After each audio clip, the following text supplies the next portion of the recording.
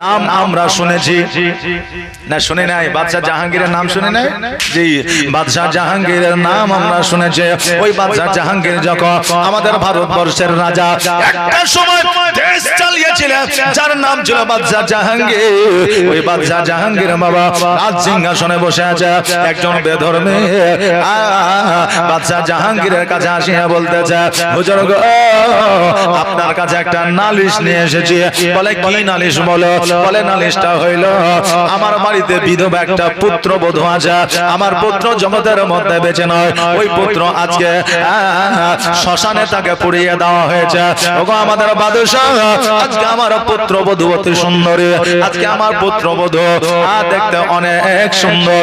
এই জন্য প্রতি রাতে একজন যুবক যাইয়া আমার পুত্রবধূর সতীত্ব নষ্ট করার চেষ্টা করে, আমার পুত্রবধূর প্রতি জুলুম করে, অত্যাচার করে।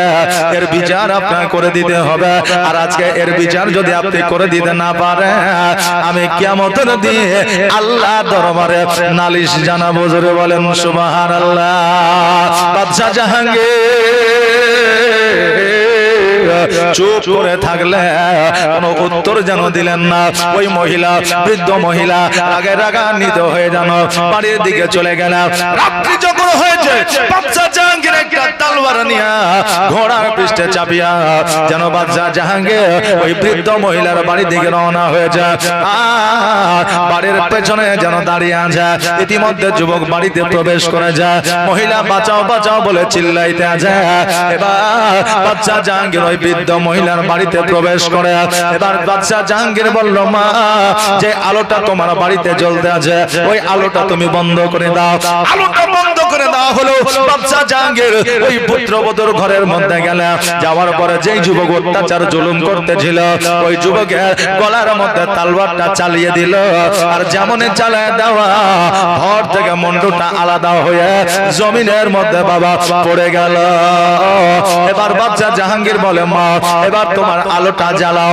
এবার যখন মোমবাতি আর বাবা আলোটা জ্বালিয়ে দেওয়া হলো, বাদশাহ জাহাঙ্গীর ওই আপনার দুশমনের দিকে, ওই বাবা চোরের দিকে, ওই দর্শনকারীর দিকে তাকায়া দেখলে আর একবার আলহামদুলিল্লাহ পড়লে আর বলে, মারে, এক গ্লাস পানি আমাকে দাও, আমি একটু পান করতে চাই।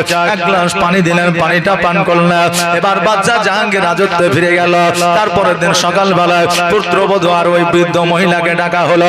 বৃদ্ধ মহিলা বলল, আল্লাহ তোমার ভালো করুক, আমার উপকার তুমি করেছ, এর জন্য তোমার প্রতি আমার দোয়া রইল। বাদশাহ জাহাঙ্গীর বলে, মা, আমি তোমার বাড়িতে যাওয়ার পরে লাইটটা লিভিয়ে দিতে বলেছিলাম। বলে, হ্যাঁ। বলে, কেন লিভিয়ে দিতে বলেছিলাম তুমি কি জানো? বলে, না। ওই লাইটটা আমি এই জন্য লিভিয়ে দিতে বলেছিলাম যে এই চত্বরের মধ্যে তোমার পুত্রবধূর প্রতি জুলুম করবে এইরকম যুবক যদি কেউ থেকে থাকে, তবে আমার সন্তানই হইতে পারে, নচেত কারো দ্বারা এত বড় সাহস নয়। এই জন্য আমি ওই জায়গায় যাওয়ার পরে আমার পুত্র সন্তানকে হয়তো কতল করতে পারবো না, মায়া হয়ে যাবে, দয়া হয়ে যাবে। এই জন্য লাইটটা বন্ধ করতে বলেছিলাম। জোরে বলেন সুবহানাল্লাহ। মা জননী, আজকে তোমাকে বলে দিয়ে যাও, যখন লাইটটা তুমি জ্বালাইলে আমি আলহামদুলিল্লাহ বলে পানিটা পান করেছিলাম। আরে আমি ভেবেছিলাম হয়তো আমার সন্তান, কিন্তু লাইটটা তুমি যখন জ্বালিয়েছিলে আমি লক্ষ্য করে দেখলাম আমার সন্তান নয়। এই জন্য আমি আলহামদুলিল্লাহ পড়েছিলাম। বাবারে, বলার উদ্দেশ্য হলো এটাই, বাদশাহ জাহাঙ্গীরের বিচার ব্যবস্থা কেমন ছিল যে সন্তান অন্যায় করিলে সন্তানেরও বাবা ছাড় ছিল না। জোরে বলেন সুবহানাল্লাহ। এরাই ছিল মুসলিম নেতা, এরাই ছিল মুসলিম শাসক। এদের দ্বারা অন্যায় করিলে কারো ছাড় আপনারও হইতো না। জোরে বলেন সুবহানাল্লাহ। বাপজি ভাইরা, আমার মায়েরা, ওই রকম নেতা ছিল হযরত ইমাম মুসলিম রাদিয়াল্লাহু তাআলা আনহু। ওই রকম নেতা ছিল হযরত ইমাম হুসাইন রাদিয়াল্লাহু তাআলা আনহু। ওই রকম নেতা ছিল হযরত ইমাম হাসান রাদিয়াল্লাহু তাআলা আনহু। আজকে ইমাম মুসলিম রাদিয়াল্লাহু তাআলা আনহু কেন? একজন বৃদ্ধ মহিলার দরবারে যাইয়া বলে, মা রে, আজকে আমাকে বড় পিপাসা লেগেছে, আমার কলিজাটা কাতর হয়ে গেছে পিপাসার কারণে। মা গো, একটু যদি আমাকে পানি দাও, আমি পানিটা পান করিয়া তোমার জন্য দোয়া করব, আল্লাহ তোমাকে জান্নাতবাসী করবে। ওই মহিলা সঙ্গে সঙ্গে বাড়ির মধ্যে গেল, যাওয়ার পরে লোটাতে করে পানি নিল, আর পানি লইয়া আসিয়া হযরতে ইমাম মুসলিম রাদিয়াল্লাহু তাআলা আনহুর হাতে যেন উঠে দিলেন, আর বললেন, বাবা, আজকে তুমি পানিটা পান করে নাও। ইমাম মুসলিম বলে, মা, পানিটা পান করব তার আগে তোমার পরিচয়টা একবার জানতে চাই, আর আমার পরিচয়টা তোমাকে বলতে চাই। ইমাম মুসলিম রাদিয়াল্লাহু তাআলা আনহু বলে, মা গো, আজকে তুমি যাকে পানি দিতে আছো, তুমি কি জানো আমি হলাম ইমাম মুসলিম, নবীর আওলাদ, নবীর বংশধর। আজকে যদি তুমি আমাকে পানি পান করাও, তবে ইয়াজিদ তোমাকে ছাড়বে না, তোমার ঘর বাড়ি জ্বালিয়ে দেবে, তোমাকে জেলখানায় বন্দী করে দেবে। মা গো, আজকে আমার অ্যাড্রেসটা না বলে, আমার নাম না বলে, আজকে পানিটা যদি পান করে নি, কিয়ামতে হয়তো আমার নামে আল্লাহর দরবারে বিচার দিবে, এই জন্য আমার নামটা প্রকাশ করে দিলাম।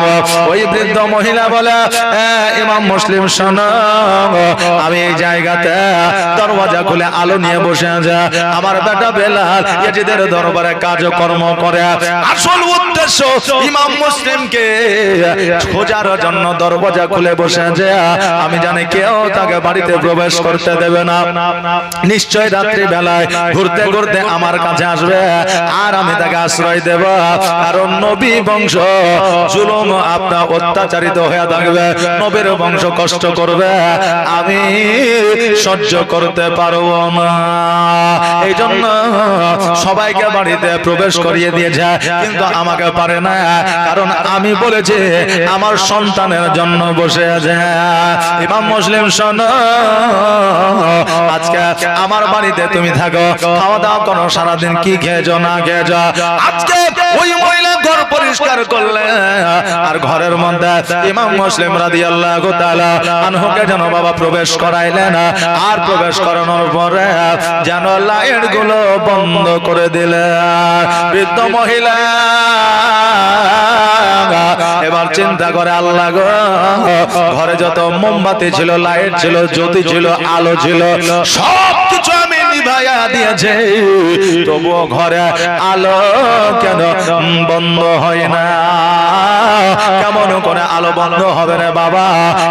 কেন না নবীর আওলাদ ইমাম মুসলিম রাদিয়াল্লাহু তাআলা আনহুর শরীর থেকে, চেহারা থেকে, মুখমণ্ডল থেকে যে নূর, যে জ্যোতি বের হয়, আজকে তিনার শরীরের জ্যোতিতে অন্ধকার ঘরটাকে যেন আলোয় আলোকিত করে রেখেছে। জোরে বলে সুবহানাল্লাহ।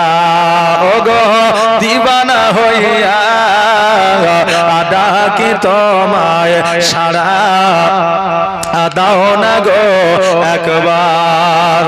ওগো পাগল হইয়া ডাকি তোমায়, সারা দাও না গো একবার। আর প্রথম যেদিন আসিলে ভবে, আর জিন্ন ইনসা দরদ পড়ে কত গরবে। আর প্রথম যেদিন আসিলে ভবে, আর জিন্ন ইনসা দরদ পড়ে কত গরবে। যাক রহমতের সীমানা কাঁদে আসিতে সিজদায়, ওগো গুনাহগার আজ আমার কেমন হবে পার। ওগো দিবানা হইয়া ডাকি তোমায়, সারা দাও না গো একবার। আর তোমার নূরে জগৎ নূরানে, আর জিন্ন ইনসা দরদ পড়ে ফারিস্তা আসমানে যাক রহমতের সীমা নাই কাঁদে আসিতে সিজদায় ওগো গুনাহগার আজ আমার কেমন হবে পার ওগো দিওয়ানা হইয়া ডাকি তোমায় সারা দাও না গো একবার ওগো পাগল হইয়া ডাকি তোমায় সারা দাও না গো একবার বাবাদের ভাড়া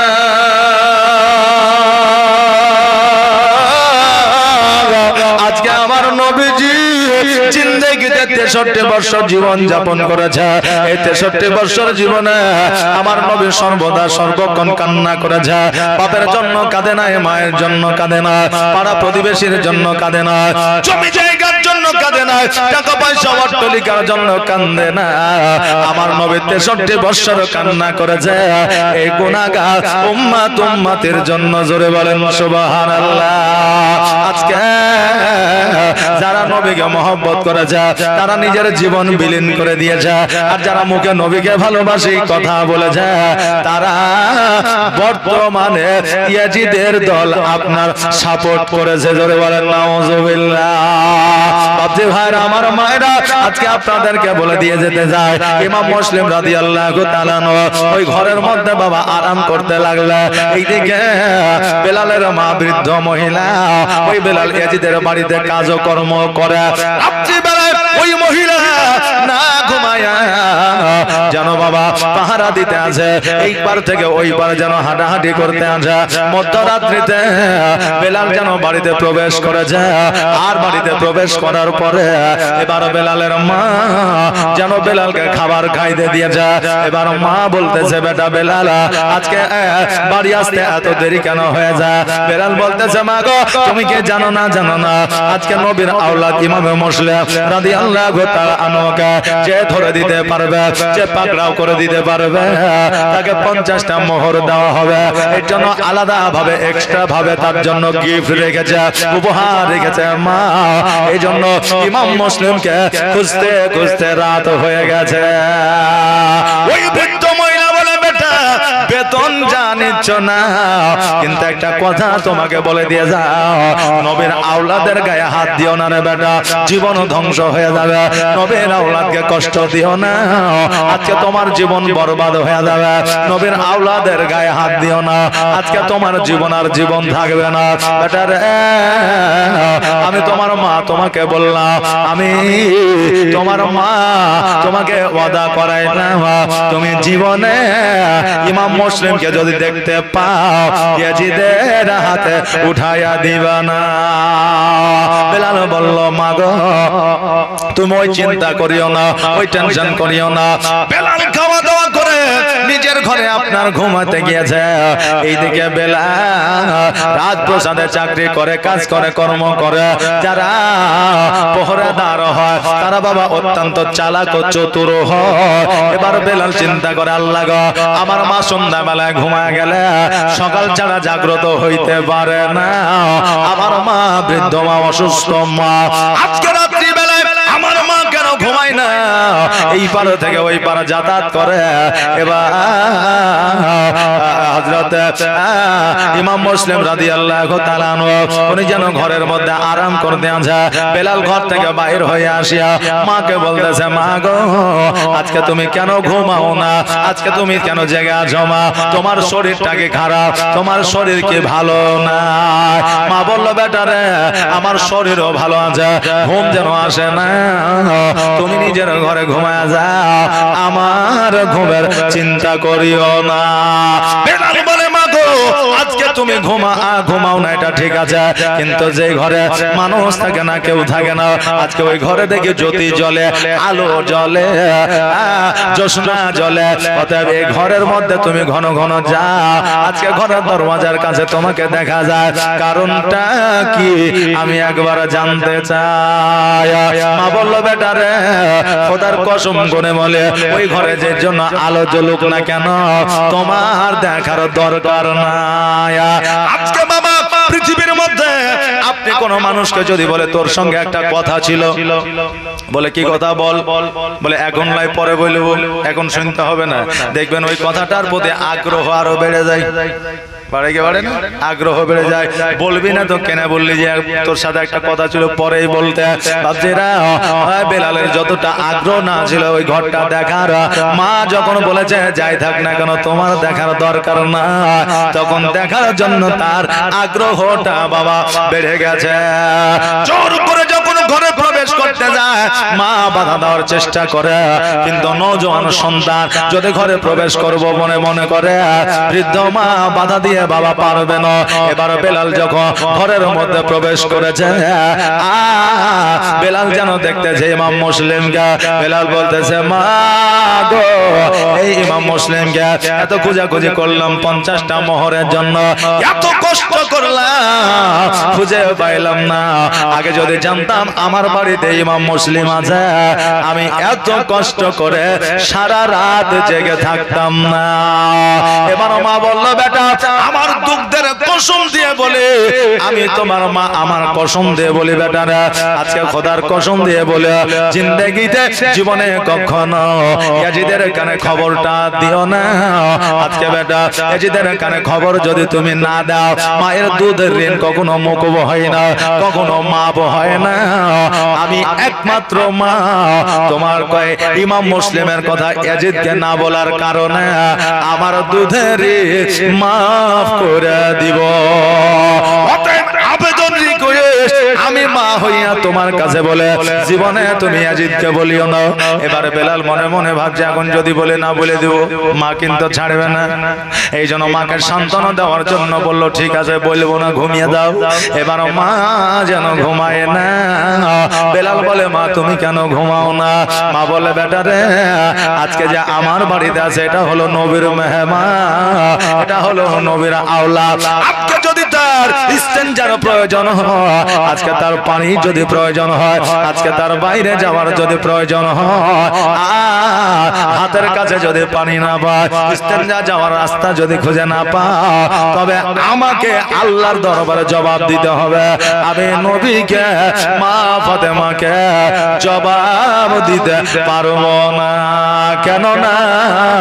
নবীর আওলাদের অসম্মান করা যাবে না, নবীর আওলাদকে কষ্ট দেওয়া যাবে না, নবীর আওলাদকে ব্যথা দেওয়া যাবে না, নবীর আওলাদকে অসম্মানিত করা যাবে না। এটা হয়তো বেটা তুমি বুঝো না, আমি যেটা তোমার মা বুঝি। জোরে বলেন সুবহানাল্লাহ। নবীর শান, নবীর মা সবাই যদি জানতো রে বাবা, দেশে আমাদের মতো ভেদ কোনো দিনই বাবা থাকতো না।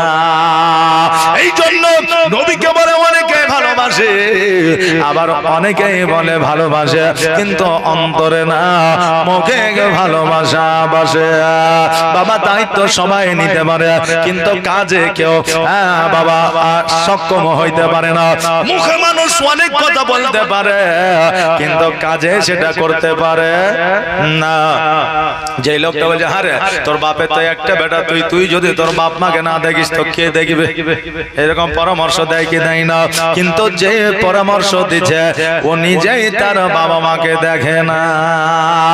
অতএব কথার সঙ্গে মানুষের কাজের মিল যদি থাকতো, তবে পৃথিবীর মধ্যে অশান্তি বাবা হইতো না।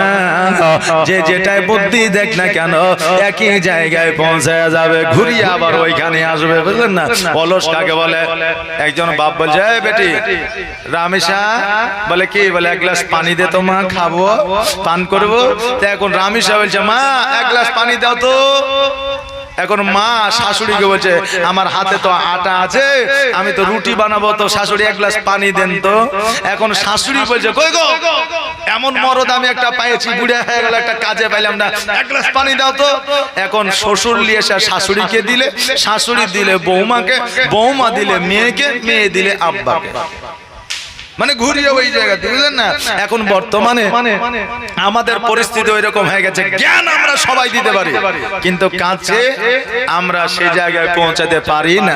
আজকে আমি যে জনাকে জ্ঞান দিব, আগামী কালকে ওই আবার আমাকে জ্ঞান দিচ্ছে, ঠিক আছে না জি। আজকে যে আপনি দিলেন, আপনাকে আগামী কালকে দেবে। বাপজি ভাইরা, আমার মায়েরা, কেমন করে বলতেছে আজকে আমাদের ভারতবর্ষের মাটিতে একটা ককরোচ বলে পার্টি এসেছে, যদিও পার্টি সম্পর্কে আমি বুঝি না, এসেছে না আসে নাই, ককরোচ বলে একটা পার্টি এসেছে, অনলাইন অনেক ভাইরাল হয়ে যায়। এবার একজনকে প্রশ্ন করছে এমন কি জিনিস ককরোচ যাকে দেখে অনেকেই ভয় পেয়ে গেছে। বলছে ককরোচ হচ্ছে একটা আরশোলা। আরশোলা আবার ভয়ের কি আছে?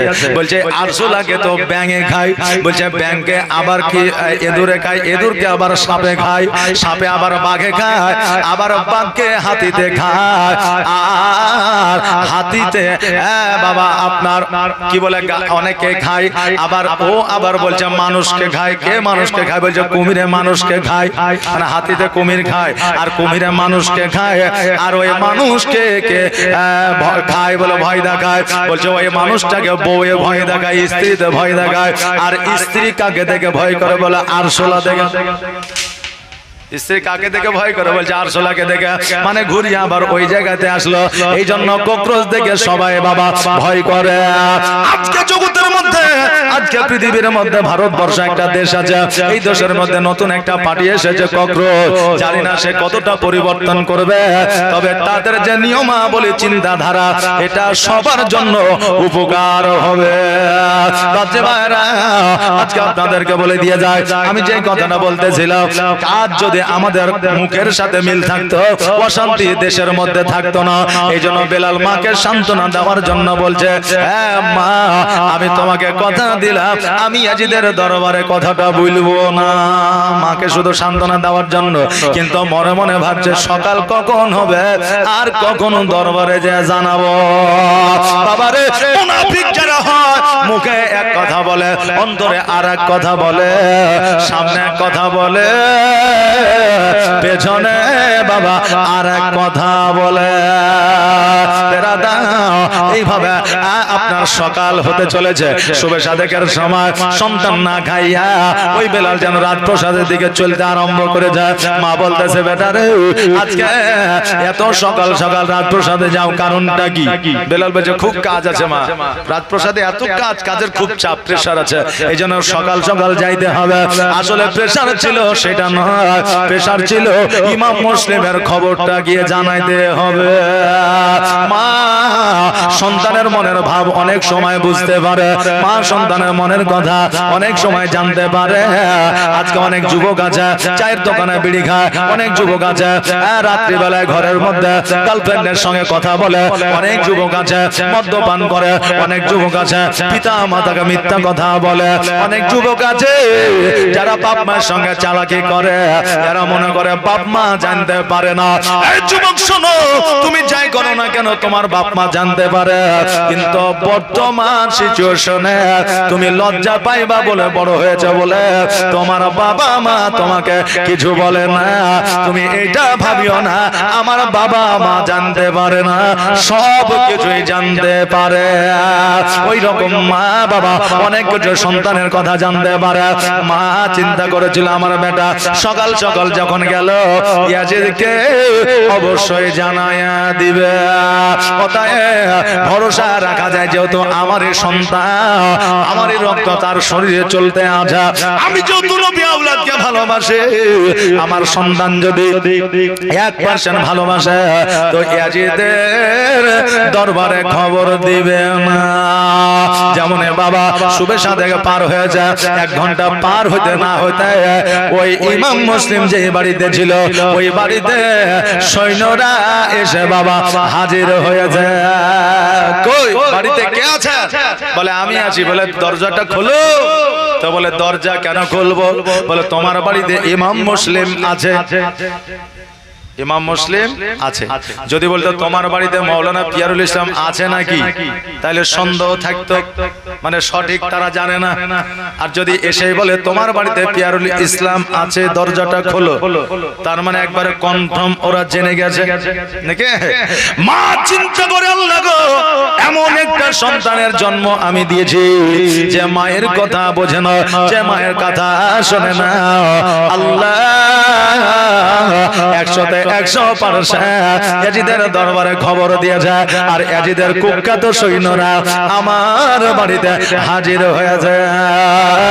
এবার সৈন্যরা বলতেছে, বুড়ি দরওয়াজা যদি না খোলো দরওয়াজা ভেঙে ফেলবো।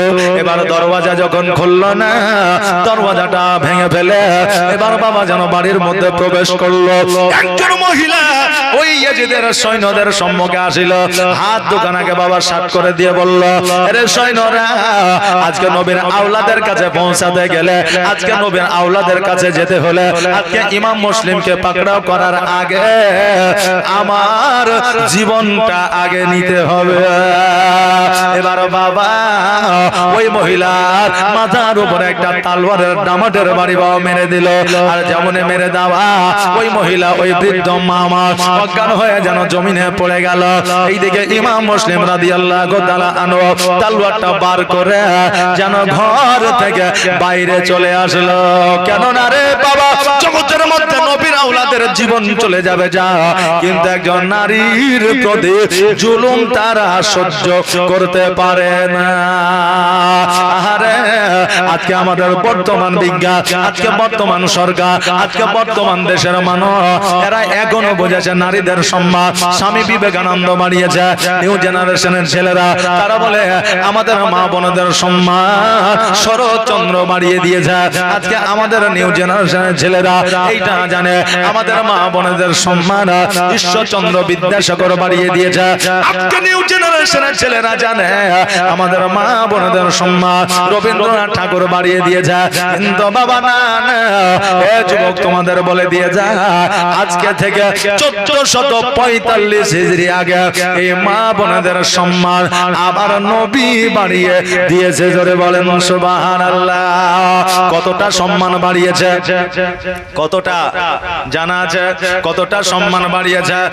বাবা আমাদের কাছে সব চাইতে দামি জিনিস কি, কোনটা? আশা আমাদের কিসের আছে? সব চাইতে বেশি আশা কিসের? জান্নাতের। কারণ জান্নাতের আশা সবার আছে। জান্নাতে সবাই যাইতে চায়, চোর যেতে চায়, ডাকাত যেতে চায়, মুনাফিক যেতে চায়, মুসলমান যেতে চায়, হিন্দু জৈন খ্রিস্টান ইহুদি নাসারা বেঈমান যত মানুষ আছে সবাই বেহেশতে যেতে চায়। আজকে বেহেশত এত দামি, আজকে বেহেশত এত দামি মানুষের কাছে, কিন্তু ওই জান্নাত ওই বেহেশতকে আমার মায়ের পায়ের তলে আমার আল্লাহ দিয়েছে। জোরে বলেন সুবহানাল্লাহ। অতএব বাবারে, জান্নাতের চাইতে দামি আমার আপনার মায়ের পাখানি। এজন্য বলছে মায়ের দিলে ব্যথা কখনো দিও না, কখনো দিও না। একবার সবাই আওয়াজ দিয়ে বলেন রব্বির হামহুমা, বলেন রব্বির হামহুমা কামা রব্বায়ানি সগীরা। আরো একবার বলেন রব্বির হামহুমা কামা রব্বায়ানা সগীরা। একবার আওয়াজ দিয়ে বলেন আমিন। বাপজি ভাইরা, ওগো আমার মায়েরা, আজকে রব্বির হামহুমা কামা রব্বায়ানা সগীরা যখন বলবো, সকলের পিতামাতার জন্য দোয়া হয়ে যাবে। আর রব্বির হামহুমা কামা রব্বায়ানি সগীরা আমার মায়ের জন্য দোয়া হবে। তবে শুধুমাত্র ইয়ানি সগীরা যদি আমি পড়ি, আমার মায়ের জন্য হবে। আপনার টাকা পয়সা নিয়ে আপনাকে আজকে প্রচার ও প্রসার করতে এসে আমার মায়ের জন্য দোয়া করে চলে যাব, ফ্রিতে আপনারা রাত কাটাবেন নাকি? আর যখন বলবো ইয়া না, তখন সবার ক্ষেত্রে ইয়ানি মানে আমার ক্ষেত্রে এক বচন, ইয়া না মানে বহু বচন, সবার ক্ষেত্রে সবার মায়ের জন্য দোয়া হয়ে গেল। এই রব্বের রহমহুমা কামা রব্বা ইয়ানি সাগীরা শব্দের অর্থ হলো আল্লাহর কাছে বলে, আল্লাহ গো শৈশবকালে যত্ন করে আমার মা নিজের কোলে যেমন ভাবে রেখেছিল, শান্তভাবে সুস্থভাবে, কবরের মধ্যে আমার পিতা মাতাকে ওই রকম শান্তিতে রেখে দিয়ে জোরে বলেন আমিন। এই জন্য কবি বলছে মায়ের দিলেতে ব্যথা কখনো দিও না, কখনো দিও না। আর মায়ের দোয়া পাওয়া যাই গো,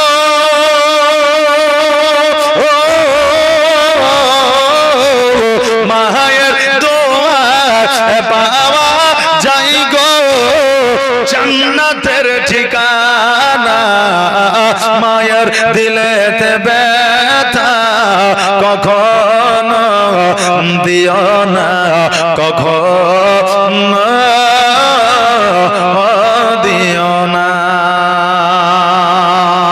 দেখো দুঃখে দুঃখে রবে, আর ছেলের খুশির তরে মা মরতে রাজি হবে। জোরে বলেন সুবহানাল্লাহ।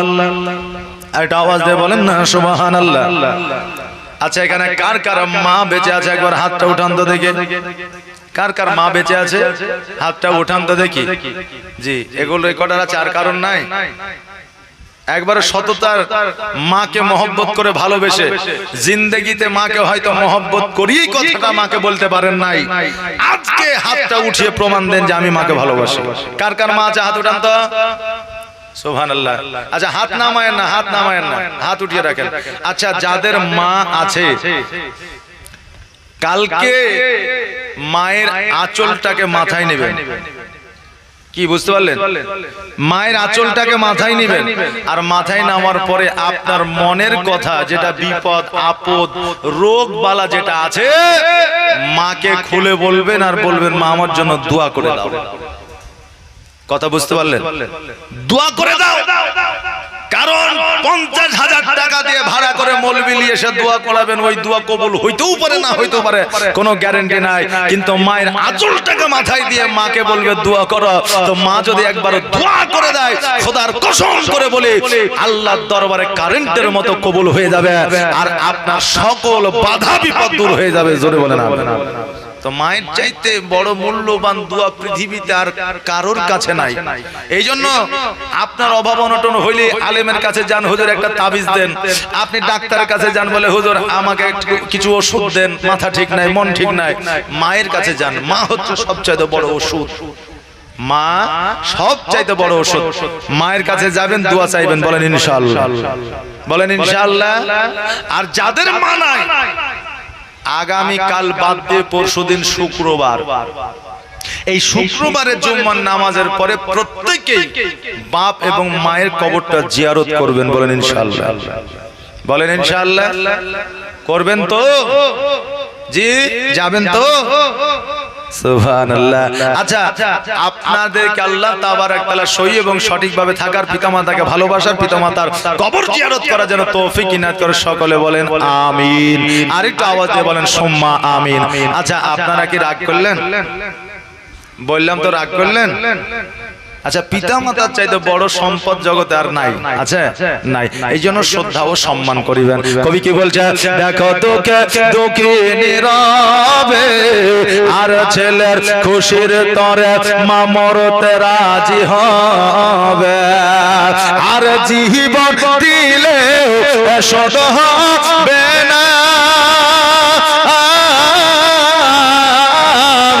জীবন দিলে শত হবে না, মায়ের এক ফোঁটা দুধের দেনা, মায়ের দিলেতে ব্যথা কখনো দিও না, কখনো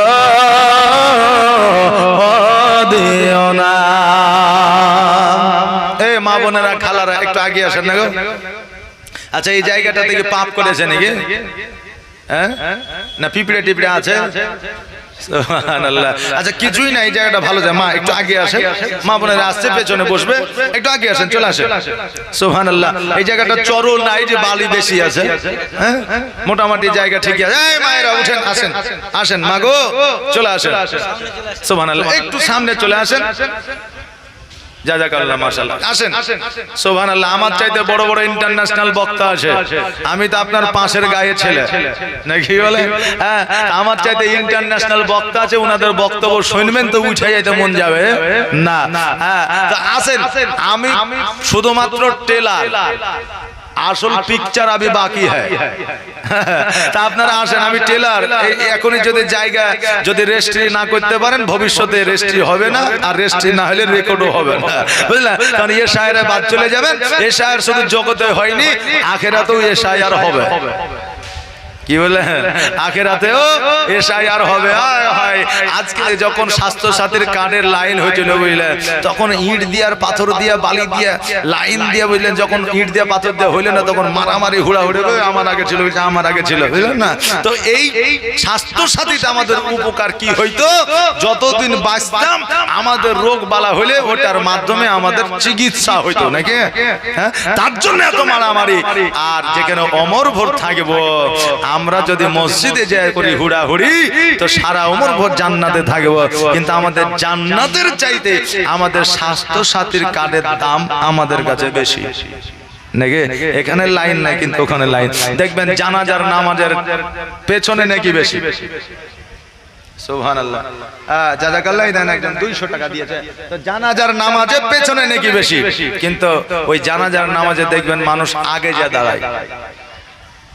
পেছনেও যদি কেউ থাকে, তোমাকে হটনা রে, তো ছোট ছেলে পেছনে যা, মুরব্বী মানুষ আমি আগে দাও, মানে কোনো উদ্দেশ্য নাই, একটা উদ্দেশ্য, আর যে মারা গেছে তার সন্তান আদি ভাই বন্ধু আছে, বলবে আমার মা আমার আব্বা মারা গেছে, জিন্দেগিতে চলার পথে যদি ভুল করে তো ক্ষমা করে দিয়েন, আর আমার বাড়িতে 4টি ডাল ভাতের ব্যবস্থা হয়েছে, আপনারা খাইয়া যাবেন, নাহলে খাবারটা নষ্ট হবে।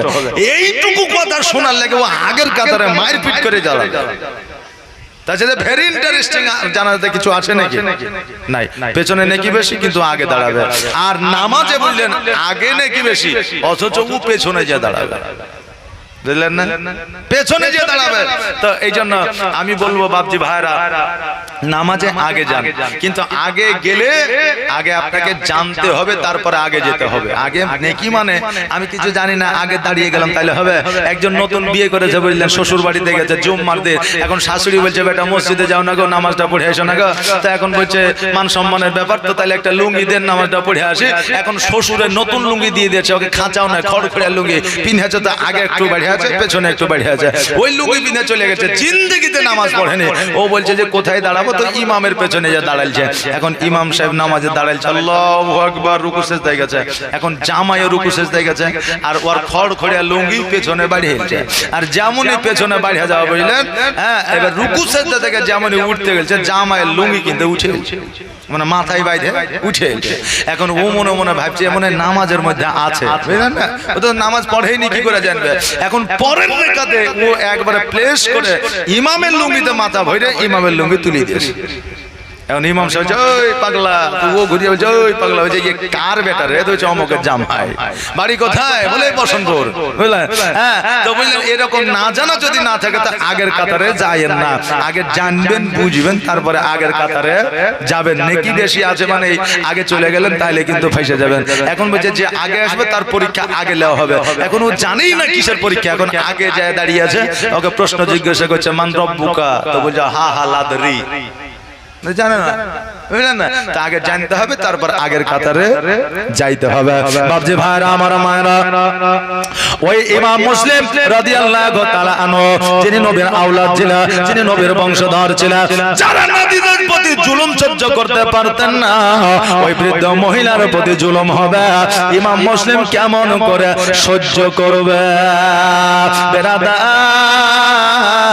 ইমাম মুসলিম রাদিয়াল্লাহু তাআলা আনহু তলোয়ারটা নিয়ে বাবা আঙ্গিনায় বার হয়ে এসেছে, আর ইমাম মুসলিম বলতেছে রে এজিদের সৈন্য না শোনা রে, আজকে এই মহিলাকে আঘাত করেছে, তোরা তো জাহান্নামে যাবে, তার আগে আমি ইমাম মুসলিম আমার সঙ্গে একবার যুদ্ধ করে নে, আমি দুনিয়াতে তোদের জাহান্নামে পাঠাইয়া দিব। এবার হযরত ইমাম মুসলিম রাদিয়াল্লাহু তাআলা আনহু যুদ্ধ যেন বাবা শুরু করে দিলা। একে একে কলার গাছ কাটার মতো করে কাটতে আরম্ভ করে দিয়েছে। এরা এখন যুক্তি করে নিয়েছে, এইভাবে যদি আমরা একে একে ইমাম মুসলিমের কাছে যাওয়া তো দূরের কথা, আমরা সবাই একসঙ্গেও যদি চলে যাও তবে ইমাম মুসলিমকে লড়াই করে পারা যাবে না। অতএব শক্তির বলে লয়, কৌশলে তাকে আমাদের আইতে নিয়ে আসতে হবে। ভাইরা আমার নবীর আওলাদ জিনারা ছিলেন, তিনারা কূটনীতি রাজনীতি বাবা বুঝতেন না। যারা চতুর চালাক ছিলেন তারা বাবা কূটনীতি রাজনীতি বুঝতো। এবার ওই আপনার ইয়াজিদের সৈন্যরা বলল, ইমাম মুসলিম শোনো, আমরা যুদ্ধ করে তোমাকে পারবো না, তবে একটা কথা তোমাকে দিতে পারি। বলে কি কথা? বলে তোমার ছোট্ট ছোট্ট দুইটা সন্তান আছে, মোহাম্মদ আর ইব্রাহিম আছে। বলে আমি না কথা দিলাম, আজকে তুমি যদি আমাদের কাছে অ্যারেস্ট হয়ে যাও, যদি স্যালেন্ডার হয়ে যাও, যদি আমাদের কাছে আত্মসমর্পণ করো, আমরা কথা দিলাম তোমার দুই সন্তানকে এবং তোমাকে সোনার মদিনায় পৌঁছায়া দিব। ইমাম মুসলিম রাদিয়াল্লাহু তাআলা আনহু বলে, ইয়াজিদের সৈন্যরা শোনো রে, আমার নিজের জীবন বিলীন করে দেব, আমি তোমাদের কাছে আত্মসমর্পণ করব, কিন্তু তোমরা আমার দুর্বলতা মনে করিও না, আমি তোমাদের যুদ্ধে পারবো না এটা ভাবিও না। আজকে প্রাণের মায়া জানের মায়া করে আমি তোমার কাছে অ্যারেস্ট হয়েছি এটা মনে করিও না। শুধুমাত্র আমার দুইটা সন্তান মা হারা, যাদের মা নাই, মায়ের স্নেহ মায়া মমতা পাই না, মায়ের আদর যত্ন পায় না, আজকে ওই সন্তান দুইটার জন্য আমি তোমাদের কাছে আত্মসমর্পণ করলাম। আজকে আমার নবী বলে দিয়েছে, যাদের বাবা না জগতের মধ্যে সন্তানেরা এতিম, ওই সন্তানের মা যদি বেঁচে থাকে, সন্তানের মা যদি সন্তানের দিকে লক্ষ্য করে, ওই মা যদি আর জিন্দেগিতে বিবাহ না করে, আল্লাহ রাসূল বলে দিয়েছে তার জন্য জাহান্নাম হারাম হয়ে যাবে। জোরে বলেন সুবহানাল্লাহ। যদি মা মারা যায়, বাবা যদি বেঁচে থাকে, যদি ওই বাবা যদি বিবাহ দ্বিতীয় না করে, তবে ওই বাবার জন্য জাহান্নাম হারাম হয়ে যাবে। বাবারে মশলা আমি দিতেছি না, তবে যদি তার প্রয়োজন থাকে তবে সে বিবাহ করতে পারে। এখনো বিবাহ করব না আর তলে তলে গুনাহ করবেন, জান্নাত পাওয়া তো দূরের কথা, জান্নাতের খুশবুও পাবে না।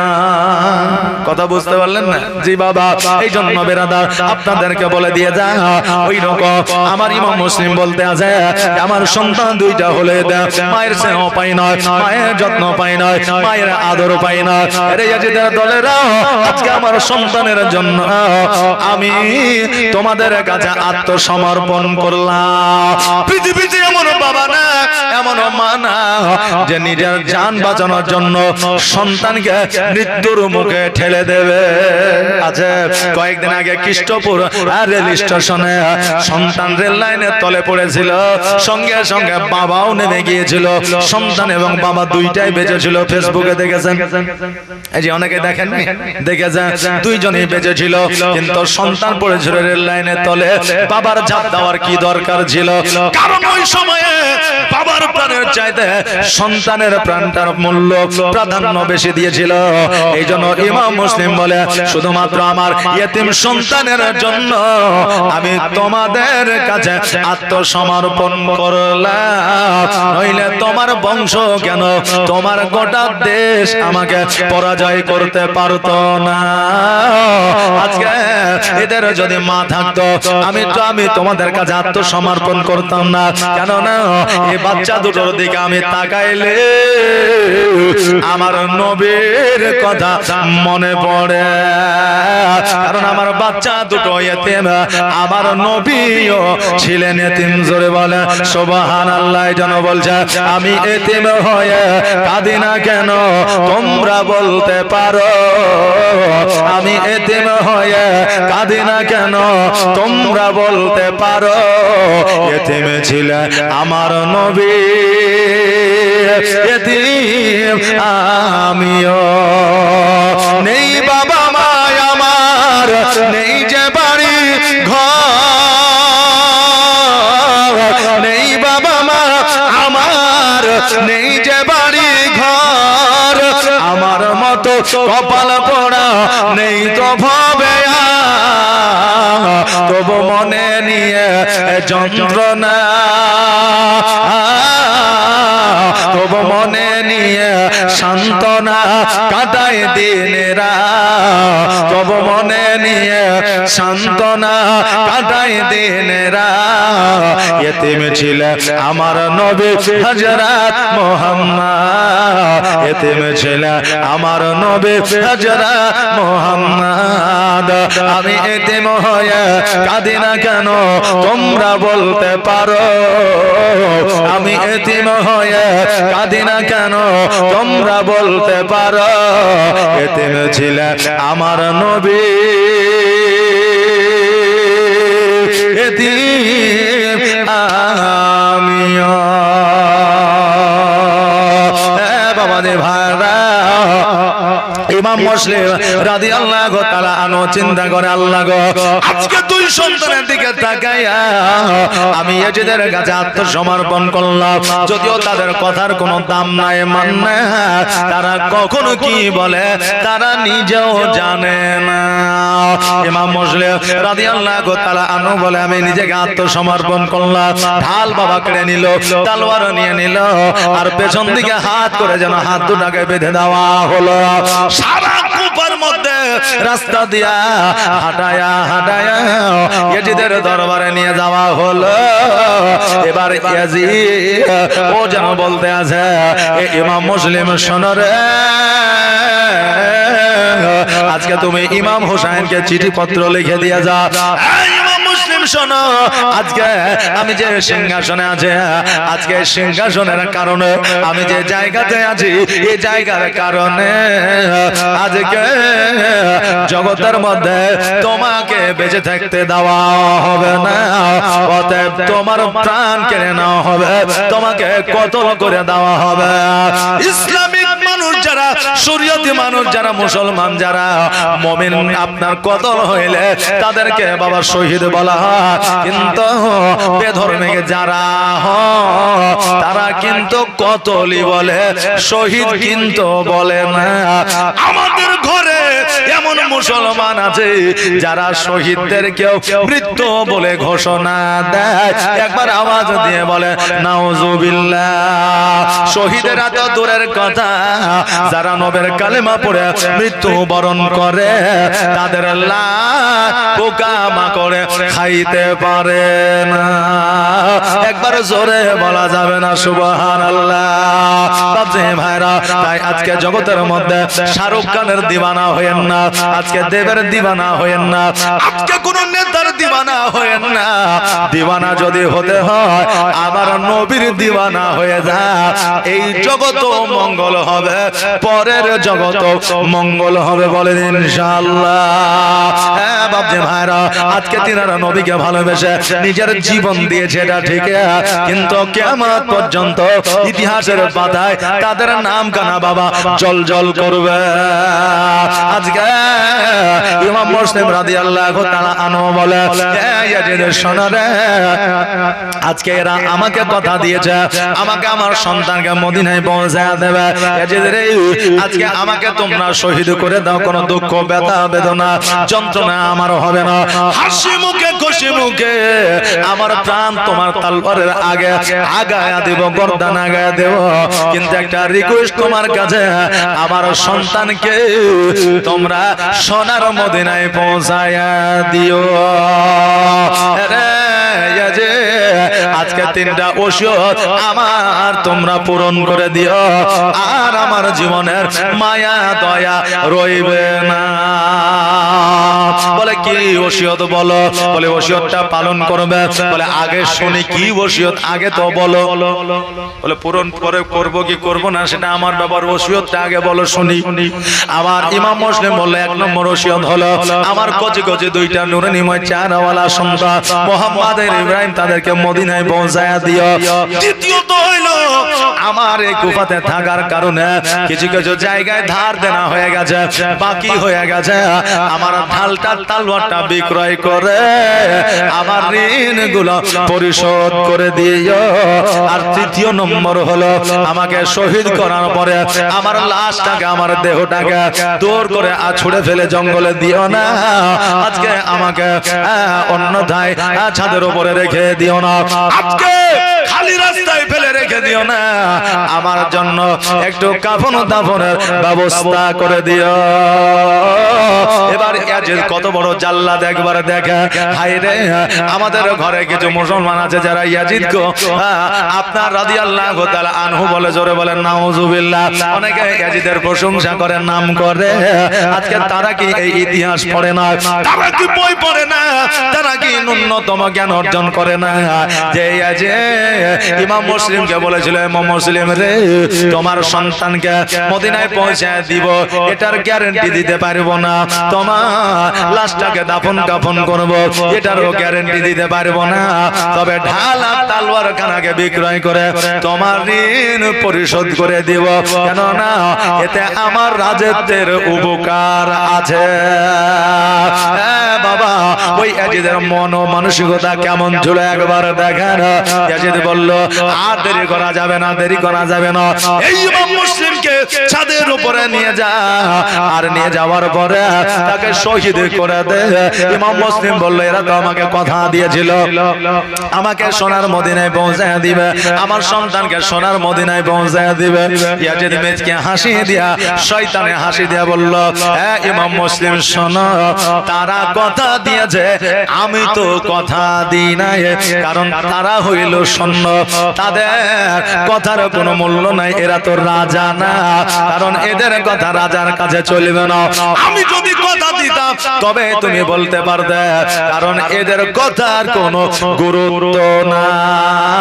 সৈন্যদেরকে অর্ডার দিল, হ্যাঁ সৈন্যরা যাও যাও ছাদের উপরে নিয়ে যাও, আর ছাদের উপরে নিয়ে যাওয়ার পরে আজকে ইমাম মুসলিমকে শহীদ করে দাও। বাবারে ছাদের উপরে নিয়ে যাওয়া হলো, হাত আর পা গুলোকে বাবা বেঁধে দেওয়া হলো। ইমাম মুসলিম করজনে আবেদন রাখে, ইয়াজিদের সৈন্যরা আজকে তোমাদের নবীকে কি মনে পড়ে না, নবীর কথাগুলো কি স্মরণে আসে না, আজকে নবীর আওলাদের প্রতি একটু দয়া মায়া কি হয় না?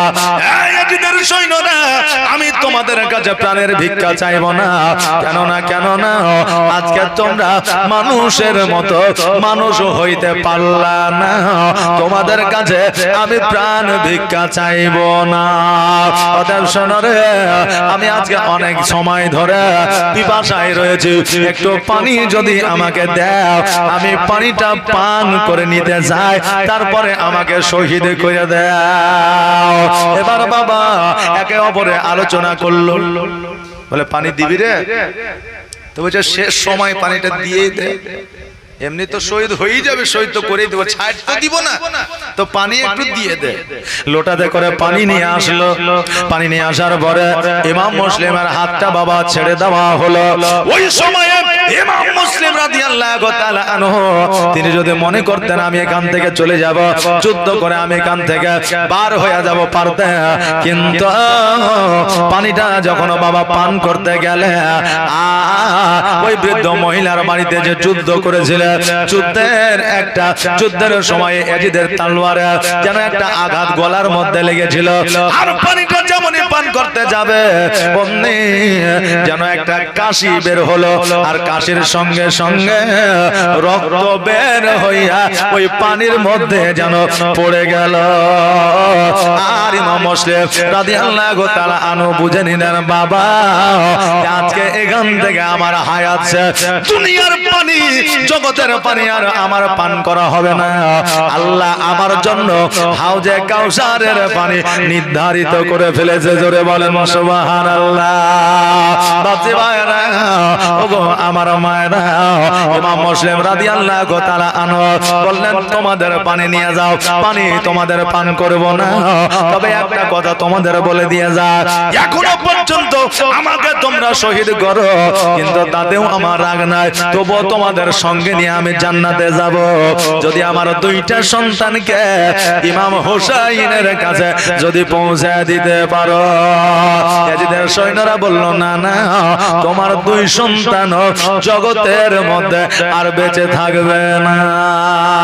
এই কথা বাবা আলোচনা হতে আসে এমন সময় একজন সৈন্য বলল কথা বলে আর কি হবে, যত জগতের মধ্যে আর থাকবে না, দেরি নয় দেরি নয়, গল্প আর কথা নয়, তালওয়ারটা বাবা চালিয়ে দাও। যেমন এই কথা বলেছে অমনি একজন সৈন্য ইমাম মুসলিম রাদিয়াল্লাহু তাআলা আনহু গলার মধ্যে যেন বাবা ছুরিটা চালিয়ে দিয়েছে, আর যেমন চালিয়ে দেওয়ারে বাবা ধর থেকে মাথাটা যেন আলাদা হইয়া ছাদের উপর থেকে মাথাটা যেন ছাদের নিচে পড়েছে। ইমাম মুসলিম রাদিয়াল্লাহু তাআলা আনহু দুই চোখের পানি ছেড়ে দিয়ে বলে ভাই হোসাইন রে, আজকে আমি কুফার খবরটা পরিপূর্ণ ভাবে না লইয়া আমি আজকে তোমাকে মদিনায় চিঠি পাঠিয়ে দিয়েছি, তবে গায়েবী আওয়াজ যদি তুমি পেয়ে যাও কুফাতে আর আসিও না। তুই চোখের পানি ছেড়ে দিয়ে কান্দা। এখন আমার আপনার প্রশ্ন হইতে পারে ধর থেকে মাথাটা আলাদা হয়ে গেল তবুও কথা বলে, তবুও চোখ দিয়ে পানি ঝরে কারণটাকে, কেন না আল্লাহর ওয়াস্তে যিনারা গর্দান দিয়ে দেয়, আল্লাহর ওয়াস্তে যিনারা প্রাণ দিয়ে দেয়, আল্লাহর ওয়াস্তে যিনারা বাবা শহীদ হয়ে যায় তারা কখনোই বাবা মরে না। জীবনের বন্দে কালে আজরাইল আসিয়া সোনার জীবন যাবে রে লইয়া, এত যতনে জানে তুমি ঘরেতে রাখিলে, আর যাহার লাগি দুঃখ কষ্ট কতই না সহিলে, আর আজ তোমার ফাঁকি দিয়া গেল রে উড়িয়া সোনার জীবন যাবে রে লইয়া, কবর তোমার এ মাটির ঘর মাটির বিছানে,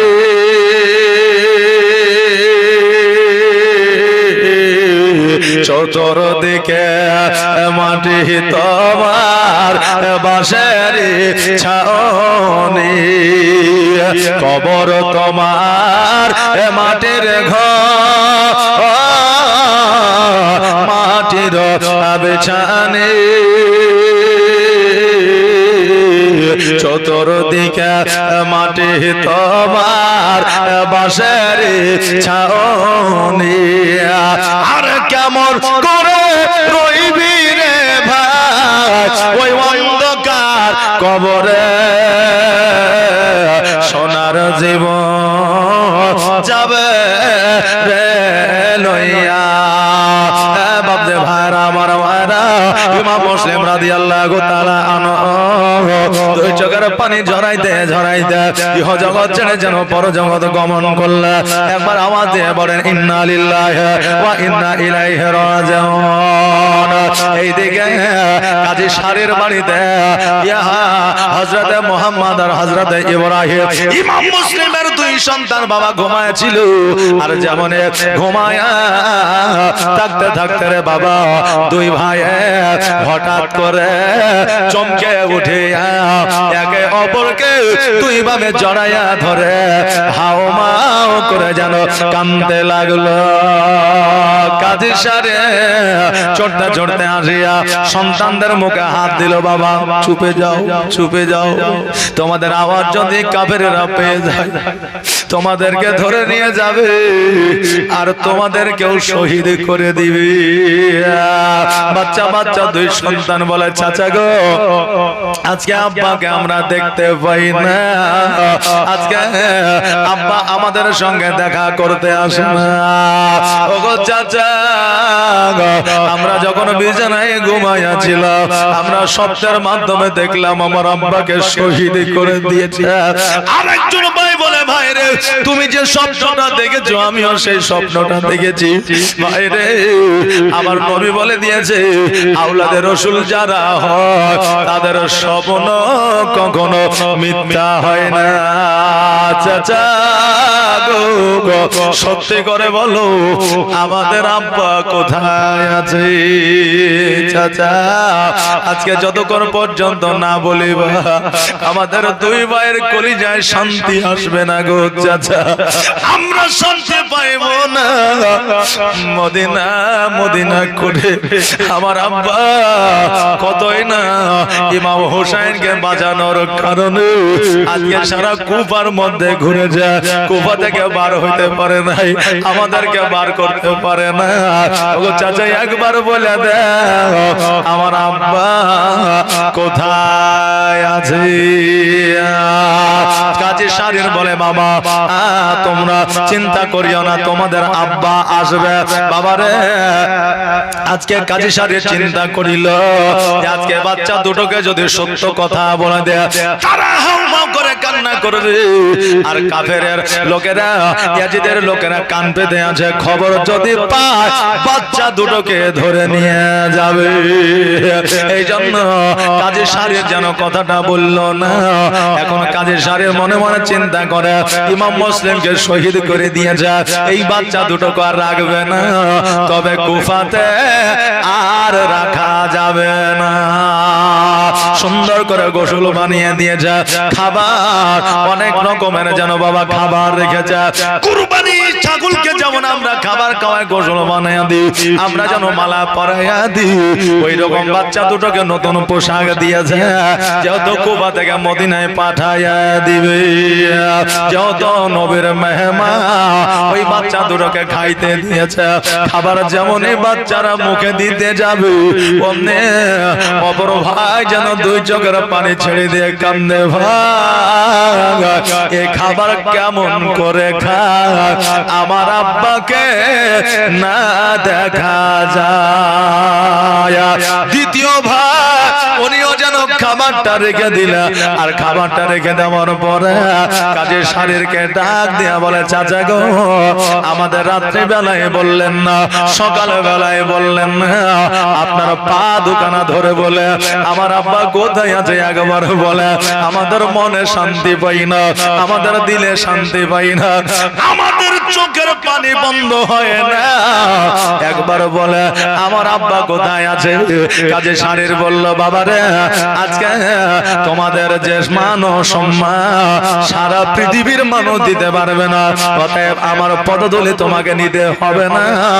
আজকে তোমাকে সত্য কথা না বলে আমি থাকতে পারলাম না। বাবা আজকে তোমাদের সত্য কথা আমি বলে দিয়ে যাই, আজকে থেকে কিয়ামত পর্যন্ত তোমার বাবা আর তোমাদের কোলে নেবে না, ইব্রাহিম মোহাম্মদ বলে খোঁজ নিবে না। আজকে তোমরা খেয়েছো না খাও নাই এই কথা শোনার জন্য তোমার আব্বা আসবে না। আজকে তোমার আব্বা তোমাদের কোলে নিয়ে কপালে চুম্বন করবে না। বাবা রে তোমার বাবা জগতের মধ্যে না ওই ইয়াজিদের দলেরা শহীদ করে দিয়েছে। যেমন এই কথা বলা বাচ্চা দুটো আব্বা আব্বা বলে কান্না শুরু করে দিয়েছে। বাবারে এমন কোন সন্তান জগতের মধ্যে আছে বাবার মৃত্যুর খবর শুনে তার চোখে পানি আসবে না? আর বাড়ির পাশে বাবার কবর দেখা হয় না। আজ বাবা আমার ভুলে গেলে ভোলা তো যায় না। ওই দুই সন্তান হাউমাউ করে কাঁদে। কাজী শাড়ির যেন তাদেরকে বুকে নিয়ে বলে বাবা কাঁদিও না, কারণ তোমাদের কান্না যদি শুনে না তবে ইয়াজিদের দলের লোকেরা তোমাদেরকে ছাড়বে না। ওই কাজী শাড়ি তাদেরকে খাওয়ায়া দাওয়ায়া সুন্দর করে বুঝায়া রাস্তা যেন বুঝা দিলা, বলে এখান থেকে টানা পশ্চিম দিকে রওনা হয়ে যাবে। ওই জায়গাটা তোমরা সারা রাত যদি যাও তবে তোমরা সোনার মদিনায় পৌঁছে যাবে। এখন কথা হলো দায়িত্বটা দিয়েছিল কাজী শাড়িরকে, কিন্তু আবার কাজী শাড়ি তার সন্তানকে দায়িত্বটা দিয়েছিল। কথা বুঝতে পারলেন? এই জন্য যদি কেউ ওসিয়ত করে যায় নিজে পালন করার চেষ্টা করবেন, কারণ আপনার মধ্যে যে গুরুত্বটা থাকবে, আপনি যাকে দায়িত্ব দিবেন তার মধ্যে সেই গুরুত্ব থাকবে না। থাকবে? থাকবে না। এই জন্য আপনাকে আপনার বাপ মা আত্মীয় স্বজন যদি ওসিয়ত করা যায় ওই ওসিয়তটা নিজে পূরণ করার চেষ্টা করবে। কাজী শাড়ির একটা ভুল করেছিল, ওই ভুলটা হইল আজকে ওই বাচ্চা দুটোকে নিজে মদিনায় না পৌঁছে দিয়া তার সন্তানের কাছে দায়িত্ব দিয়েছিল, বাবারে আমি বৃদ্ধ হয়ে গেছি, আজকে তুমি জোয়ান আছো, বাচ্চা দুটোকে কোলে করে লইয়া একটু সোনার মদিনায় পৌঁছায়া দিও। কিন্তু কাজী শাড়ির সন্তান এবার ওই বাচ্চা দুটোকে নিয়ে চলতে আরম্ভ করলো। চলতে চলতে এবার যাওয়ার পরে তার কাছে একটা খবর আসলো যে কুফা থেকে কাফেলা মদিনাতে যাবে। ওই কাফেলার সঙ্গ যদি বাচ্চা দুটোকে ধরা দিতে পারে তবে আমার আর মদিনায় যাওয়া লাগবে না, বাচ্চারা অটোমেটিক মদিনায় পৌঁছায়া যাবে। এগুলোকে বলা হয় অলস। কি বলা হয়? অলস। এরা জিন্দেগিতে তারা কোনোদিন কোনো কিছু করতে পারবে না, ভবিষ্যতে তাদের আলো আসবে না, অন্ধকার হবে। যার মধ্যে পরিশ্রম না সে জিন্দেগিতে পপুলারিটি অর্জন করতে পারে না। ওই কাজী শাড়ির সন্তান বাচ্চা দুটোকে বলল, ওই দেখার সামনে একটা জল জল করে লাইট জ্বলে, ওই লাইটটা আর কারণ নয়, ওটা হলো কাফেলার লাইট, আলো। ওই আলোটার সঙ্গ তোমরা নিয়ে না তবে তোমরা সোনার মদিনায় পৌঁছায়া যাবে। আচ্ছা বলেন বাবা, আচ্ছা আমাদের সম্মুখে যদি মৃত্যুর খবর পাওয়া যায় কার মন ভালো থাকবে? থাকবে? আচ্ছা যদি এখনই এলান হয়ে যায় এই পাড়াতে যে আপনার বসনপুরে একটা বাঘ ঢুকে গেছে, যাকে পাচ্ছে তাকে ধরছে, আচ্ছা বলেন জালসাই লোক থাকবে? জি বলেন, জালসাই লোক থাকবে? বলে বাইচা যদি থাকে তো আবার জালসা হবে, তবে এই রাউন্ডে বাড়ি যায় নাকি? একটা বাঘের ভয়ে গোটা ব্লককে ব্লক পেরেশানিতে থাকবে, মুর্শিদাবাদ ডিস্ট্রিক্ট পর্যন্ত, বুঝলেন না? তো মরণ যখন আমাদের আপনাদের চোখের সামনে থাকবে তখন কি করব নিজেই খুঁজে পাবো না। কিন্তু নবীর আওলাদের মরণের কি ভয় ছিল না? তাদের মাথায় একটাই চিন্তা ছিল, কখন সোনার মদিনায় পৌঁছাবো আর আমার চাচা ইমাম হোসেনের কাছে খবরটা দেব যে কুফার মানুষ ভালো না, ভালো না। কিন্তু তাদের মরণের ভয় ছিল না, ইমাম হোসেনের কাছে খবরটা দেওয়া তাদের আসল উদ্দেশ্য ছিল। ওই কাজী শাড়ির সন্তান বাচ্চা দুটোকে যখন একটা আলো দেখিয়ে দিল, ওই বাচ্চা দুটো ছুটতে আরম্ভ করলো। বাবারে ছোট্ট ভাই বলে, ভাই আমি আর দৌড়াতে পারি না। এখন বড় ভাই বলে, আর একটু দৌড়াও, ওই লাইটের অনেকটা কাছে চলে এসেছি। কিন্তু বাবা লাইটের কাছে যাইতে পারে না। দেখবেন অনেক সময় আমরা যখন রাত্রে বেলায় চলি, চন্দ্র উঠে আকাশে, উঠে না? তা আমরা চললে দেখবেন চন্দ্রটাও মনে হচ্ছে চলছে, তাই কেন? দেখবেন খালি মাঠের ওই পারে, যেমন এটা হলো বসনপুর, আমার বাড়ি শেখপাড়া, তো মাঝখানে শুধু মাঠ, তাই কেন? এখন জল ট্যাঙ্কি এখান থেকে দেখা যায়, অনেকে হয়তো দেখতে পান জল ট্যাঙ্কি, তো জল ট্যাঙ্কির উপরে যদি একটা লাইট লাগিয়ে দেওয়া হয় তো মনে হবে না যে শেখপাড়ায় আছে, মনে হবে যে আমাদের মাঠে আছে, দেখে ওই রকমই মনে হবে, তাই না? যে তো বাচ্চা ছেলে ওই লাইট কোথায় জ্বলছে তারা জানে না, কিন্তু তারা মনে করছে এই লাইটটাই আমাদের ঠিকানা। তারা ভেবে নিয়েছে যেহেতু তাদেরকে লাইটটা আলোটা দেখিয়ে দিয়েছে, তোরা মনে করছে এই লাইটটাই আমাদের ঠিকানা। এই লাইটকে এই আলোকে লক্ষ্য করে বাচ্চা দুটো ছোট ছোট বাচ্চা দৌড়াতে পারে না, কিন্তু বাবা রে, কিন্তু দৌড়ানো বন্ধ করলে হবে না বাবা। যে ভাইরা আমার এইভাবে সারা রাত দৌড়া, কিন্তু তারা মনে করছে আমরা আর একটু হলে মদিনায় পৌঁছে যাব, কিন্তু তারা বাচ্চা ছেলে 6 বছর আর 7 বছরের সন্তান। ধাপটা বাবা কত বড় হবে, কত বড় হবে। আমি যদি এখান থেকে রোডের উপরে 1 মিনিটে যাই তবে বাচ্চাদের লাগবে 17 মিনিট, না লাগবে না? আমি যদি এখান থেকে ভগবান গোলা যদি হেঁটে যাই 1 ঘন্টায় যাব। একটা বাচ্চা ছেলেকে যদি পাঠানো হয় তবে এই বাচ্চাটা 10 ঘন্টায় যাবে, কারণ আপনার ধাপ আর 3টা ধাপ সমান, তাই কি না? 3টা ধাপ সমান। ওই বাচ্চা মনে করেন একটু হইলে আলোর কাছে যাব, মদিনায় পৌঁছে যাব, কিন্তু বাবা 1 কিলোমিটারই যাইতে পারে না। এইদিকে মসজিদে আজান বাবা শুরু হয়ে যায়, আল্লাহু আকবার আল্লাহু আকবার আল্লাহু আকবার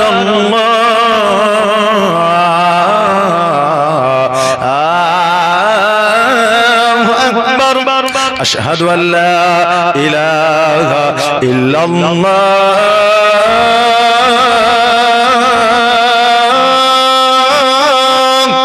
আশহাদু আল্লা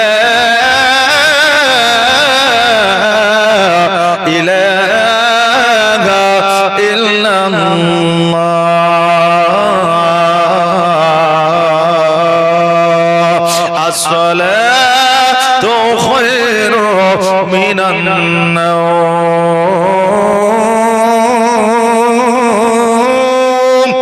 আসসালাতু খায়রু মিনান নাওম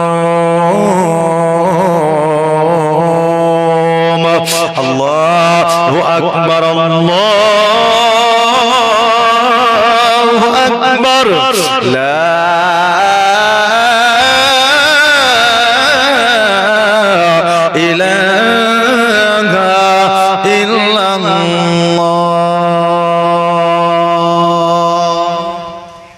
আজান সমাপ্ত হইল। ভাই বলতে যে ভাই আজান শেষ হয়ে গেল, এবার সকাল হতে চলেছে, এবার মানুষ আমাদেরকে দেখতে পাবে। কারণ আজানের পরে জামাত হয়ে গেলে দেখবেন দূর থেকে মানুষ দেখালে বোঝা যায় না, যায় না? দেখলে বোঝা যায়। আজানটা বা পূর্ণাঙ্গ দিলাম না, পুরোপুরি দিলাম না কেন? যে আজানটা যদি পুরোপুরি দিতাম তো অনেক বুড়া মানুষরা যে এখন বিছানা লিয়েছে, ঠান্ডা দিন আবার আজকে বুঝলেন না 2 দিন 3 দিন গরমে ঘুম হয়নি, আজকে একটু তৃপ্তিদায়ক ভাবে ঘুম মারবে। আর যখন আসসালাতু খায়রু মিনান নাওম শুনেছে চট করে উঠে যাবে, বাপ রে এখনই ঘুমাইলাম, ফজর হয়ে গেল, উজু করে বসে থাকবে, এদিকে ফজরের ওয়াক্তই আসছে না। হ্যাঁ, তো সকালবেলা বলে তোরা আচ্ছা মলবিলি হয়ে দিলে যে 9টার সময় দিয়ে ফজরের আজান। হ্যাঁ, এই জন্য বাবা পূর্ণাঙ্গ আজান দেওয়া যাবে না। হ্যাঁ, এই জন্য আপনাদেরকে একটু বোঝানোর জন্য আজানটা একটু তুলে ধরলাম। বাচ্চা বলে ভাই রে আজকে সম্মুখে আমরা আর যাব না, আমরা সম্মুখে গেলে আমাদের মানুষ দেখতে পাবে। ইয়াজিদের লোকের দলেরা যদি আমাদের দেখতে পায় আমাদেরকে পুনরায় ধরে পাকড়াও করে নিয়ে যাবে। বড় ভাই বলতেছে ভাই একটু দাঁড়াও, আমরা দৌড়াতে দৌড়াতে কত দূর আসলাম, একবার একটা মানুষকে জিজ্ঞাসা করতে হবে, কেন চিহ্নিত তো করতে হবে যে আমরা কত দূর আসলাম আর মদিনা যেতে কতক্ষণ লাগবে, চিহ্নিত আমাদের করতে হবে, বুঝলেন? তো এই চিহ্নিত করার জন্য দাঁড়িয়ে আছে একজন মুরব্বী, চলে আসে, বলে চাচা আচ্ছা এই জায়গাটা কোন জায়গা একটু বলতে পারবে? তো যে তোমরা কোথা থেকে আসছো? বাচ্চা ছেলে তোমাদের মা নাই, বাপ নাই, আত্মীয় নাই, স্বজন নাই, ছোট ছেলে তোমরা হারিয়ে যাবে না? কোথা থেকে আসছো সে কিন্তু জানে না যেটা নবীর আওলাদ। আর ওরা পরিচয় যদি দিয়ে দেয় তো আবার নিজেদের কাছে যদি পৌঁছে দেয় এও ভয়ও আছে। কথা বললেন? তাই জন্য বলছে যে চাচা আমরা মদিনায় যাব, তো আমাদের মদিনা যাইতে আর কতক্ষণ লাগবে? তো বলছে খ্যাপার পেটের খ্যাপা নাকি তোমরা? তোমরা এখন কুফাতি আছো, এখন ওই মদিনা যাইতে অনেক সময় লাগবে। অতএব মদিনার দিকে আগে হাঁটো, তারপরে মদিনার কথা বুঝলো। জি, এখন আমি আরবে যাব। এখন আমি বসন্তপুরে বাড়ি, বসন্তপুরে আছি, দিয়ে আমি কারো কাছে গল্প করছি যে আমি আরবে যাব, যাইতে কতক্ষণ লাগবে? তো বলে পাগলা, আগে পাসপোর্ট ভিসা কর, তারপরে পুলিশ নাকি? হ্যাঁ, তো ও তো আর আসল ঘটনা ইতিহাস তো জানে না। তো তোমরা এখনো কুফাতেই আছো, মদিনা বহু দূর। কত দূর? অনেক দূর। ছোট ভাই বলছে ভাই আমাদের মদিনায় মনে হয় আর যাওয়া হবে না। বড় ভাই দুই চোখের পানি ছেড়ে দিয়ে বলে ভাই এইরকম কথা কেন বলো? ছোট ভাই তুমি এই কথা কেন বলতে আছো একবার বলো। বড় ভাই বলে ভাই রে তোমার জবান থেকে এই কথা কেন বার হয়? ছোট ভাই বলে ভাই গো আমরা সারা রাত মদিনার দিকে দৌড়ালাম, আমরা মদিনায় পৌঁছানো তো দূরের কথা, মদিনার রাস্তা খুঁজে পাইলাম না। আমি এখান থেকে বুঝতে পারি, জানতে পারি আমার মদিনায় হয়তো আর যাওয়া হবে না। কত বড় আশা থাকিলে রে বাবা মদিনার দিকে রওনা হওয়া যায়। আমার নৌকার মাঝে পার করে দে, হেলা করিস না, যাব আমি জিয়ারতে সোনার মদিনা। ভালো লাগছে? শুনবেন? শুনবেন কি না? যদি শুনেন তো মা আলাইনা বুঝলাম না বুঝলাম। হ্যাঁ সুবহানাল্লাহ। এই মা বোনেরা আপনারা আগে আসেন তো, এই খালি জায়গাটা পূরণ করেন। যদি শুনতে চান আগে আসেন। জি আসেন, চলে আসেন, আসেন। এই বহিন আসো, চলে আসো, আসো, অসুবিধা নাই। আমি গায়ের এই দেশেরই ছেলে, এই বাইরে যখন আসবে তখন আবার পেছনে চলে যাও, টেনশন নাই। আসো নাকি বলে? সুবহানাল্লাহ। আসো মা বোনেরা একটু আগে আসেন, পেছনে জায়গা করে দেন, যেহেতু জায়গা দরকার আছে, প্রয়োজন আছে। আমার মা বোনদের একটু জায়গা করে দিতে হবে। কমিটির ছেলেদের বলবো মা বোনদের দিকে একটু লক্ষ্য রাখবেন। সুবহানাল্লাহ। ও মাঝি নৌকা ছেড়ে দে, ও মাঝি পাল তুলে দে, আরে হেলা করিস না, আর ছেড়ে দে নৌকা মাঝি যাব মদিনা, আমি দেখব মদিনা, আমি যাইব মদিনা। মক্কায় নবী এলো মা আমিনার ঘরে, হাসিলে হাজার মানি, কাঁদিলে মুক্তা ঝরে। জোরে বলা যাবে না সুবহানাল্লাহ? আর একটা আওয়াজ দিয়ে বলা যাবে না সুবহানাল্লাহ? মক্কায় নবী এলো মা আমিনার ঘরে, হাসিলে হাজার মানি, কাঁদিলে মুক্তা ঝরে। আর দয়ার নবী যার সহায়, আর দয়ার নবী যার সহায়, তার কিসের ভাবনা? ছেড়ে দে নৌকা মাঝি যাব মদিনা, আমি দেখব মদিনা, আমি যাইব মদিনা, আমি যাইব মদিনা, আমি দেখব মদিনা। এখন এইরকম গজলগুলো যখন বলি, অনেক নিউ জেনারেশনের ছেলেরা যারা বলে হুজুর গজলগুলো অনেকদিন শুনেছি কিন্তু এখনো ওই গজলগুলো শুনতে পাই, তার মানে কি বলে অন্য নতুনত্ব কিছু গজল চাই, বুঝলেন না? তো নবীর শানে নাত গজল যখনই পড়ি তখনই আমাদের নতুন লাগে। তোমার চাইতে আমার কাছে পুরনো হওয়া দরকার ছিল, কিন্তু আমার কাছেই যখনই গাই তখনই ভালো লাগে।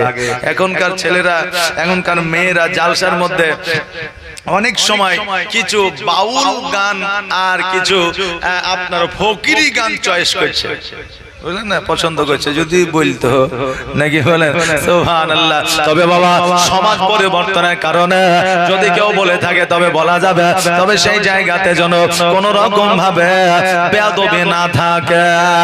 আজকে আপনাদের বলে দিয়ে যায়, দুই ভাই আলোচনা করছে মদিনায় মনে হয় যাওয়া হবে না।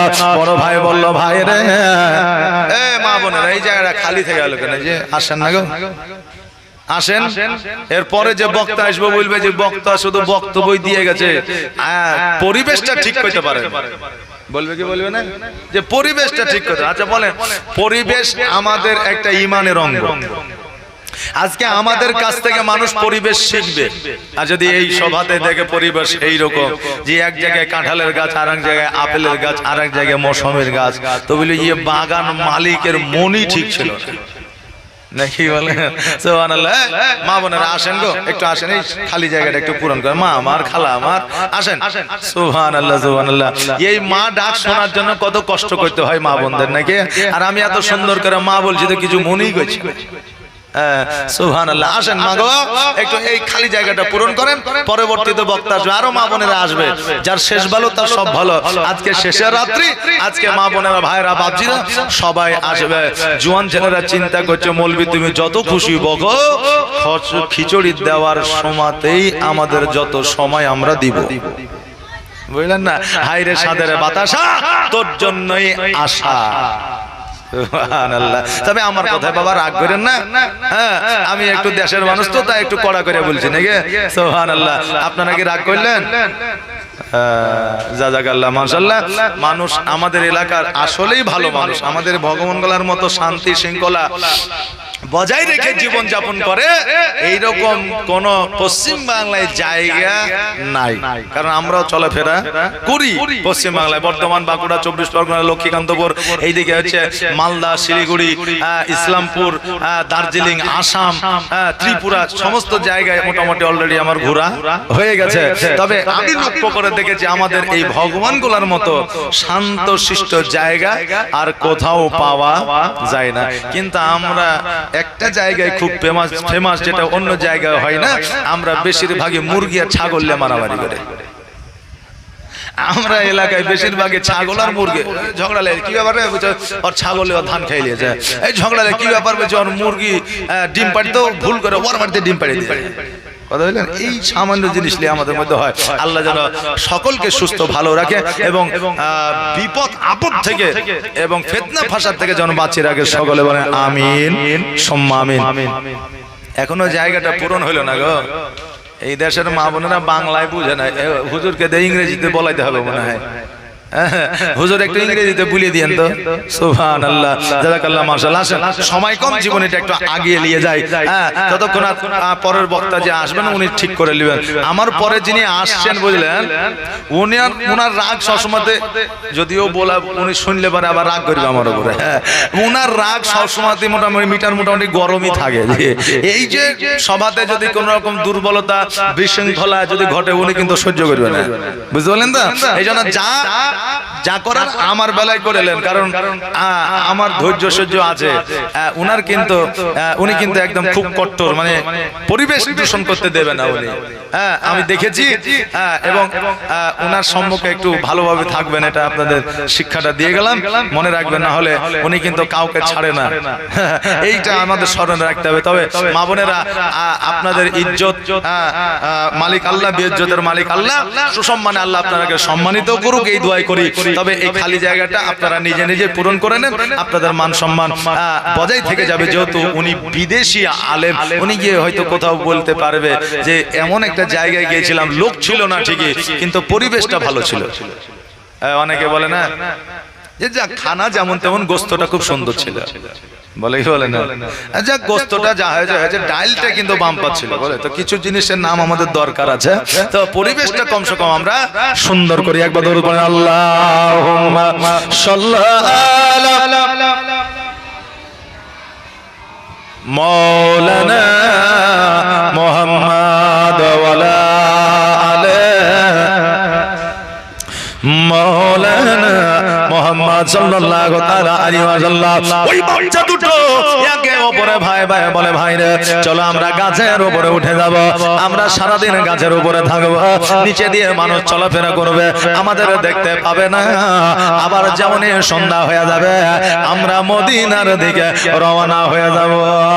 আরে ওই বাচ্চা দুটো গাছের উপরে আছে, কিন্তু ওই বাচ্চা দুটো গাছের বেশি উপরে যাইতে পারবে না, একটু গাছের নিচে আছে। তারা মনে করছে আমরা অনেক উপরে আছি, তাদের ভাবনা, তাদের চিন্তা, জি বুঝলেন না, তাদের ভাবনা চিন্তা যে আমরা অনেক উপরে আছি, কিন্তু বেশি উপরে নাই। বেরাদার, একজন মা একজন কন্যা পুকুরে পানি নেওয়ার জন্য এসেছে, যেমনই বাবা লোটাতে পানি নিতে যাবে ওই বাচ্চা দুটো গাছের উপরে বসে আছে, পানির মধ্যে আয়নার মতো জলজল করে ওই বাচ্চা দুটোর চেহারা দেখা যাচ্ছে। বাচ্চা দুটোকে লইয়া যেন বাবা এবার বাড়ির দিকে নিয়ে যাবে চিন্তা আছে। বাচ্চা দুটোর দিকে তাকায়া দেখছে, এবার এক ভাই অপর ভাইকে জড়াইয়া ধরেছে, বলে ভাই আমাদের আর কোন রকমের ছাড় না। মহিলা বলছে বাবা নিচে আসো, তোমরা কে গো, এত সুন্দর চেহারা নিয়ে তোমরা গাছের উপরে বসে আসো। বাচ্চা দুটো বলে মা গো, আমরা বাপ আর মা হারা দুই সন্তান মদিনা থেকে কুফায় এসেছিলাম, আমার আব্বাকে শহীদ করে দিয়েছে, আমাদেরকে শহীদ করার জন্য খুঁজতেছে, তবে মা কাগজে মিনতি করে বলে আমাদের দুই ভাইকে ইয়াজিদের হাতে উঠাইয়া দিও না। ওই মহিলা বলে আমিও নবী প্রেমী, আজকে তোমাদেরকে আমি নিয়ে গিয়ে বাড়িতে রাখবো লুকাইয়া, এই জায়গায় যদি তোমরা থাকো তবে তোমাদের প্রতি জুলুম হবে, ইয়াজিদের কাছে পৌঁছায় দিবে, তবে বাবা আমার বাড়িতে সেফ থাকবে, আমার বাড়িতে তোমরা সুস্থ থাকবে, চলো।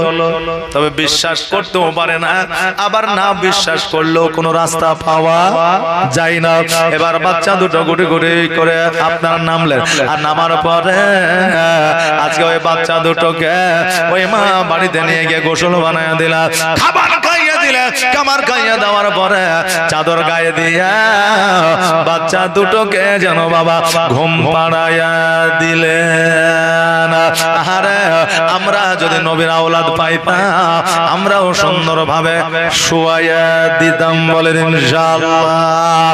বাপজি ভাইরা, আজকে ওই নবীর আওলাদের মহব্বতে, নবীর প্রেমের, নবীর আওলাদের প্রেমে পড়িয়া আজকে আপনাদের কাছে গতকালকের মতো একটা আবদার আমি রেখে যাই রে বাবা, 5টা বাপজি আমার 1000 করে দিতে পারবেন না? 5টা বাপজি 1000।